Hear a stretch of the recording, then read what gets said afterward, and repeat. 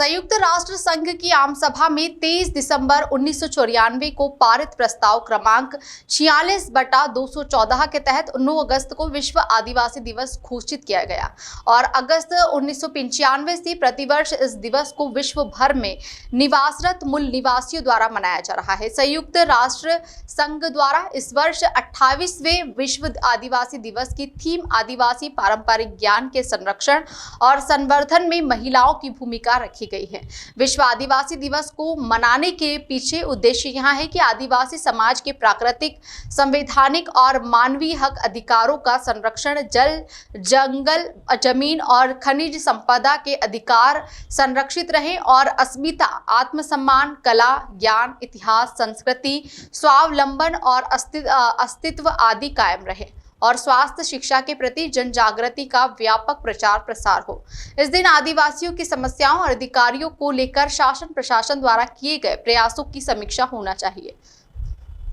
9 अगस्त विश्व आदिवासी दिवस समारोह की शुरुआत आज दिनांक 9/8/2022 को लाल बाग परिसर में आयोजित समिति के अध्यक्ष माननीय श्री SL कटारिया, सीनी पुलिस उप अधीक्षक व सदस्य तथा समाज के वरिष्ठ जनों द्वारा आदिवासी परंपरा अनुसार प्रकृति और पूर्वजों की पूजा अर्चना कर आदिवासी सांस्कृतिक एकता महारैली की शुरुआत की गई। इस महारैली में आदिवासी समाज की युवक युवतियां और वरिष्ठ जन अपनी आदिवासी पारंपरिक रंग बिरंगी वेशभूषा धारण कर वाद्य यंत्र के साथ नाचते गाते और झूमते आनंद के साथ शामिल हुए। महारैली में चल रहे अलग अलग आदिवासी सांस्कृतिक नृत्य दल द्वारा कलेक्ट्रेट चौराहा, पलसीगर चौराहा, सिंधी कॉलोनी, टावर चौराहा पर मनमोहक प्रस्तुतियां दी गई। महारैली के साथ चल रहे समाज के कार्यकर्ता हाथों में नारों से लिखी हुई तख्तियां लेकर अपने हक, अधिकारों और ज्वलंत समस्याओं का प्रदर्शन करते हुए कांति सूर्य, जननायक, टंटिया भील, भंवरकुआ चौराहा तक आते आते जन से लाभ बढ़ता गया। इस अवसर पर सरकार से हम लोग यह अपेक्षा रखते हैं कि मध्य प्रदेश में निवासरत सभी आदिवासियों के लिए एक अच्छी कार्य योजना बनाए, उनके रोजगार के लिए कार्य योजना बनाए। आदिवासी बहुल क्षेत्र में 5वीं अनुसूची, 6वीं अनुसूची लागू करे। जो 1,03,754 पद जो बैकलॉग के रिक्त हैं, उन पदों को भरे। पदोन्नति में आरक्षण का मामला जो चल रहा है उसको सरकार अतिशीघ्र लागू करे। मध्य प्रदेश शासन ने पदोन्नति नियम 2017 सुप्रीम कोर्ट के वरिष्ठ अधिवक्ता के माध्यम से बनाया था, जिसकी समीक्षा सुप्रीम कोर्ट के वरिष्ठ न्यायाधीशों द्वारा की गई है। इसके तहत सुप्रीम कोर्ट के किसी भी नियम का वायलेशन नहीं होता है, अतः उस पदोन्नति नियम को लागू किया जाना चाहिए। वर्तमान में ऐसी जानकारी आ रही है कि सरकार ने एक नया नियम बनाया है जिसमें आरक्षण का प्रतिशत का मेंशन नहीं किया गया है एवं बैकलॉग की शब्दों को हटा दिया गया है।